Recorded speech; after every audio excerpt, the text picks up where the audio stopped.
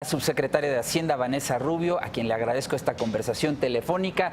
Hola, subsecretaria, no te pregunto cómo estás porque seguramente estás bien y de buenas con este anuncio de Fitch en línea con el de Standard & Poor's hace 2 semanas. Vanessa, buena tarde. ¿Qué nos puedes comentar de estas revisiones a la calificación de México?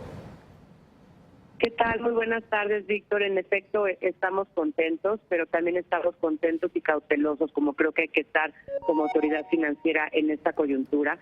Seguimos teniendo un entorno de mucha volatilidad y que está enfrentando no solo México, sino el resto de los países del mundo. Pero en este contexto sí, con mucha digamos, cautela, pero al mismo tiempo con mucho gusto, recibimos la noticia de Fitch, en donde nos dan el dato de que pasamos a una perspectiva estable de nuestra economía. Hablan no solo de la coyuntura actual y de lo que han sido las instituciones y las políticas de México en términos de enfrentar todos los retos a los que nos hemos tenido que enfrentar como país y como economía mundial. Recordemos, lo repasamos contigo la última vez, desde el Brexit, pasando por el choque petrolero, los precios más bajos, la plataforma también más baja, y después tuvimos vaivenes en el tipo de cambio respecto del dólar y peso. Tuvimos la solución de las elecciones de Estados Unidos y la volatilidad que esto implicó para los mercados ante la incertidumbre del tipo de políticas que podían instrumentarse.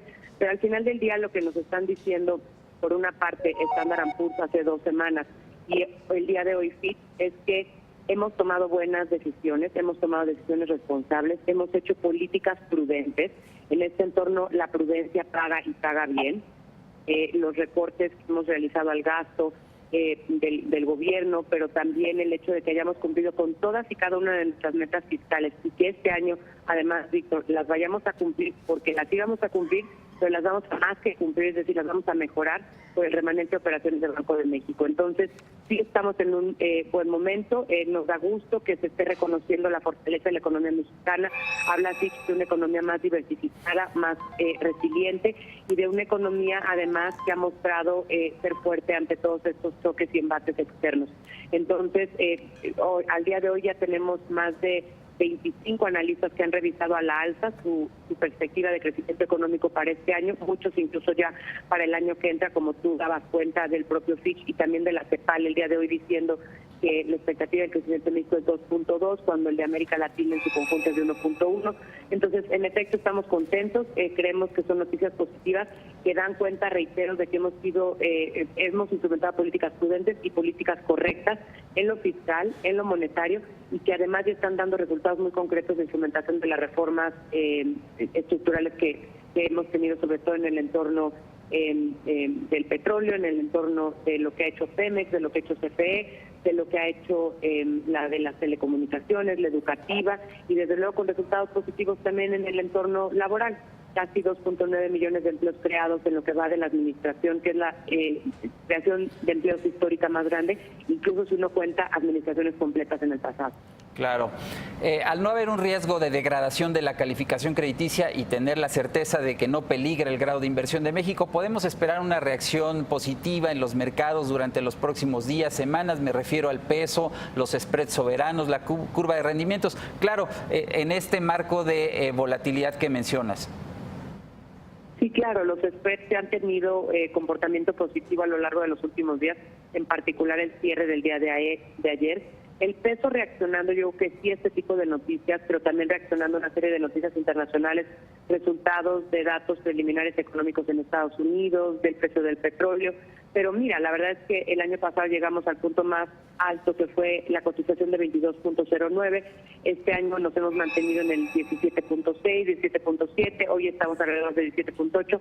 Creemos que los mercados ya le imputan menos volatilidad al peso, y eso implica que han reconocido que los fundamentales de nuestra economía son sólidos, que además el crecimiento está manteniéndose. Llevamos ya 14 trimestres continuos de crecimiento en la economía mexicana. Acabamos de dar esta semana de refrendar los datos del INEGI, el segundo trimestre creciendo desestacionalizado 3%, mejor que las expectativas del mercado.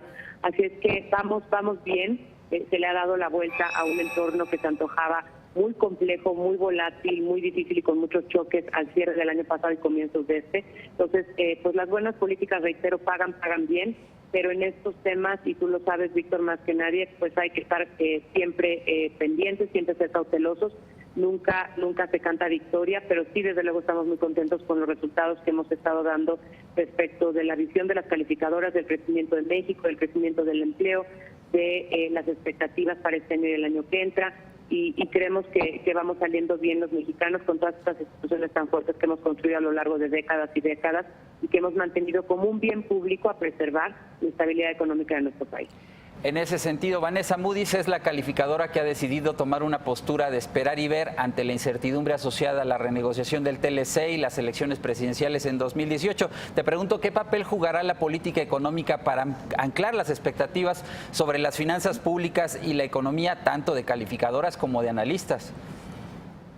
Mira, quisiera destacar un dato de lo que señalas de Moody's. En efecto, Moody's tomó esta posición de esperar y ver, pero hay que recordar que Moody's tiene un rango de calificación más alto a la economía mexicana de lo que lo tienen, a la deuda mexicana de lo que lo tienen Standard & Poor's y de lo que lo tienen Fitch. Los Fitch nos tienen mejor calificados, pero ha decidido esperar y ver. Y bueno, pues estas son las decisiones soberanas de estas agencias calificadoras. Pero yo creo que, sin duda, como vaya desempeñándose la economía mexicana, en particular, como vaya resolviéndose la negociación del Tratado de Libre Comercio con Estados Unidos, también anclará, como tú bien dices, mejor las expectativas, que de por sí ya hoy son buenas, y son buenas sobre todo a la luz del contexto. Siempre hay que considerar, cuando uno habla de crecimiento del 3%, que este se dio en un contexto tan complicado como el que hemos enfrentado. Entonces, no es lo mismo enfrentar un contexto de alto crecimiento en el mundo, de sincronización, de crecimiento de las principales economías, de crecimiento en el sector industrial de Estados Unidos, que no lo enfrentamos el año pasado. Y frente a todas esas circunstancias de carácter de choque negativo para la economía mexicana y para muchas economías del mundo, México ha salido bien y ha salido muy bien y mejorando muchos datos de economías, digamos, desarrolladas y no se diga de América Latina. Subsecretaria Vanessa Rubio, siempre es un gusto conversar contigo. Gracias y buena tarde. Al contrario, Víctor, el gusto es para mí siempre. Saludos a tu auditorio. Gracias.